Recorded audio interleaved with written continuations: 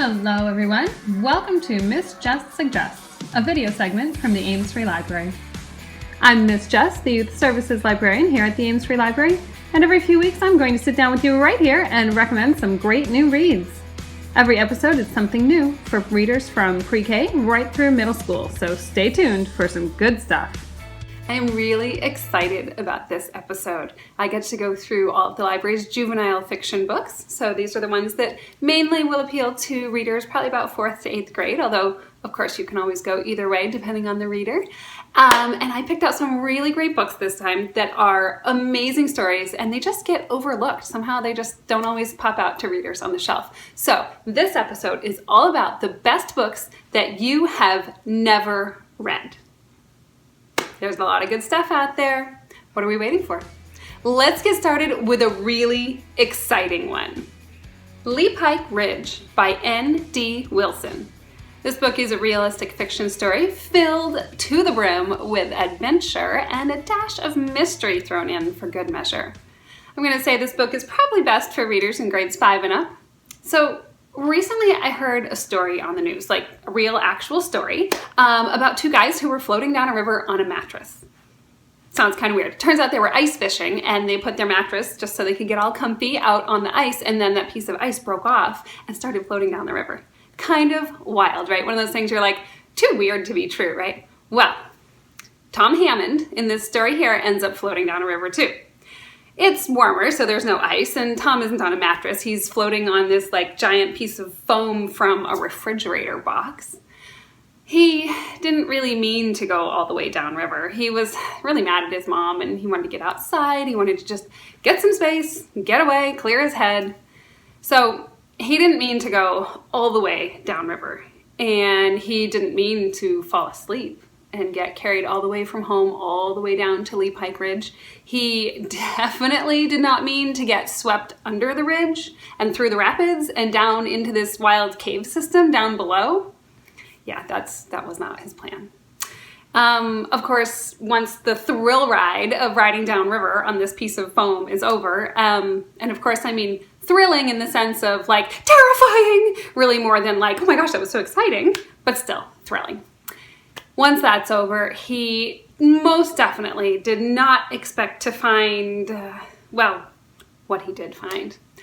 Down there, he has stumbled on a mystery involving a dead man and some smugglers and some buried treasure. Only his wits, his optimism, and amazingly, this stray dog who has found him can get him out of here alive. Let's head right into our next thrilling adventure, which coincidentally also takes place underground. This is Gregor the Overlander by Suzanne Collins.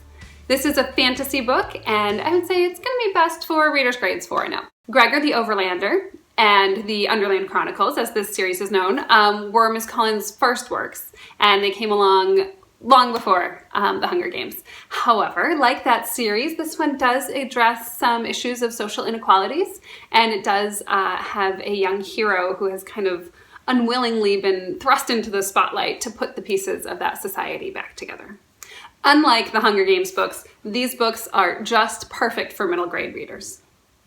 So, what happens? Well, Gregor is our main character. It is another hot summer in New York City, and Gregor is just dreaming of just getting out of his hot little apartment. Mom's at work again. Dad disappeared a couple of years ago, and so now Mom has to work nonstop. Lucky Lizzie, Gregor's 7-year-old sister, she got to go to camp this summer, but Gregor had to stay home. He has to watch their 2-year-old sister Boots while Mom is at work, and he has to keep an eye on their aging grandmother. And it's laundry day! Yay! So Gregor takes his little sister, Boots. They head down to the laundry room. If you've ever been in one of these big apartment buildings, they often have this giant laundry room. There's just all these washers and dryers lined up. Lots of times they're in the basement. Of course, sometimes in the basement there's things like rats or spiders or cockroaches. Ugh. Well, anyway, Gregor has to go down there. He has to do the laundry. He has to take Boots. Like any good 2-year-old, Boots is getting into things that she should not get into. So she crawls over, she looks at this old heating vent, opens it up, pokes inside, and poof, she disappears into this vent. Gregor, of course, freaks out. He's running behind her to catch her, and instead of being able to grab onto her, he dives in, doesn't catch her. He can't reach her. There's nothing there. He's snatching air, and then he starts falling and falling and falling, and wow. That's just the first chapter, right? So after a really long fall, Boots and Gregor land in this place. They discover it's called the Underland. It's populated by, the rats, the spiders, the cockroaches. Oh, there's some bats down there too, and a whole nother species of human called the Underlanders. So, that's a little disturbing. Oh, and did I mention the giant creatures? They're like giant person-sized, like really giant. So that's fun. The scariest thing of all of this is that Gregor discovers they're all looking at him and talking about him. He's the center of this prophecy of how peace is going to come back to the Underland. Oh, poor Gregor. He almost wishes he was back upstairs in this sweltering hot apartment worrying about laundry and his dad. Not down here, saving the world. All right, let's take a breath and get away from these whirlwind adventures for a minute. We'll slow down with this story of friendship and family. This is Secondhand Wishes by Anna Staniszewski.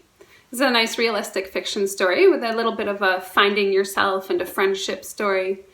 This book's going to be great for upper elementary readers about through middle school. So let's say 4th to 7th grade.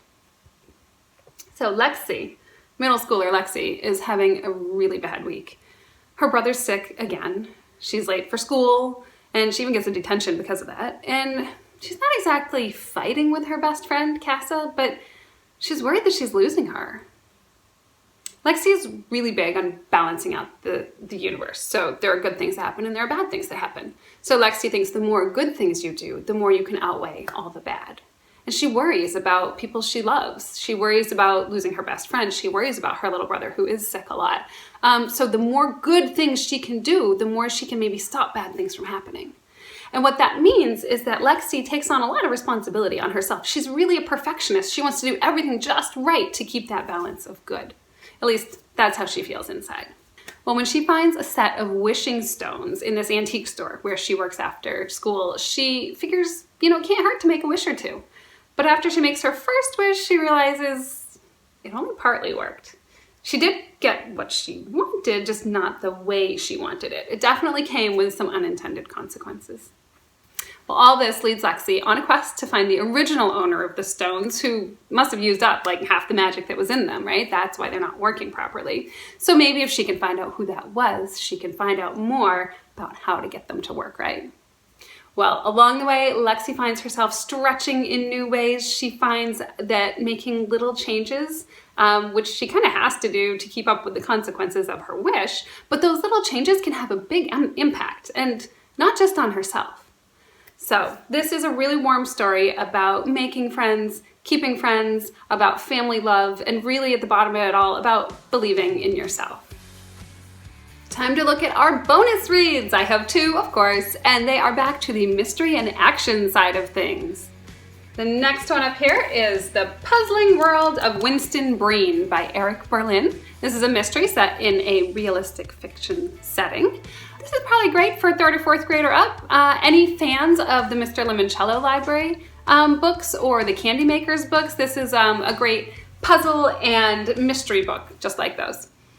Winston loves puzzles. He loves word puzzles. He loves math puzzles. He loves jigsaw puzzles. You name it, he loves them. He even gives his sister one of those puzzle boxes for her birthday. Where you have to move the pieces. You can open them up and find a secret compartment inside. Well, she finds a secret compartment and there's another puzzle tucked inside. Only Winston didn't know it was there. When he bought that box, he had no idea there was another puzzle inside. So he wants to solve it. He thinks it's his. Well, she wants to solve it. She thinks it's hers.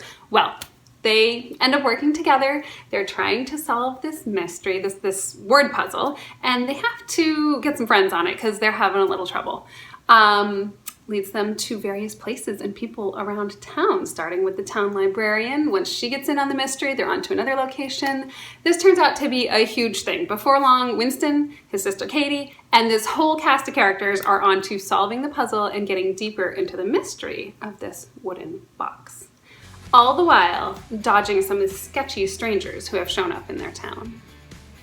And I have saved perhaps the best for last. This one is for older readers, so it does have a slightly limited audience, but it is jam-packed with excitement. Never Say Die by Will Hobbs. This is a survival story, straight up adventure wilderness thriller. This particular book does an excellent job of sharing details about the indigenous people of the Arctic and northern Canada, and at the same time also sharing a lot of great information about the environment of the Arctic and the animals that live there and the effect of climate change on the animals and the environment. But both of these are totally organic parts of the story. They don't slow down the action at all. Fans of Hatchet, or if you really loved the I Survived books when you were younger and you grew up with those, now you're looking for longer, much more intense action stories, listen up, because this one is definitely for you. So, Nick Thrasher is a 15-year-old boy. He's half Inuit, half white. He lives in Canada, north of the Arctic Circle, so you can imagine really harsh conditions up there in this tiny little village. He is bringing back a caribou one day that he took down while hunting, and a bear smells the meat and, of course, rushes over, it wants the meat, and attacks him. He manages to drop it and get away while the bear goes for the food. But he gets a good look at this bear, and it is not just a normal bear. It is kind of like a grizzly bear. It's got a dark fur on its head and its legs. It's also kind of like a polar bear. Okay, that's a little creepy. I mean, grizzly bears are scary, polar bears are scary. Put them together, okay, that's really kind of freaky, right? So experts start calling this the growler bear. That's kind of scary. Well, a few weeks later, Nick's half-brother, who's this wilderness adventurer from Arizona, contacts him about coming up for a visit. Ryan wants to come. He wants to explore the Arctic. He wants to take pictures for National Geographic of these like vast herds of caribou that come together for the summer. And he wants to spend a little time getting to know his little brother, whom he's never met before. So they are flown out to one of the most remote parts of the Arctic. They are dropped off and they start their month-long adventure. So the question is, will nature agree with them? And what happens if that growler bear shows up again? I hope you'll swing by the library to check out these great reads. And you can feel free to call the library or shoot us an email for personalized recommendations. Check back soon to see my next video for some more suggestions. Till then, be well and read well.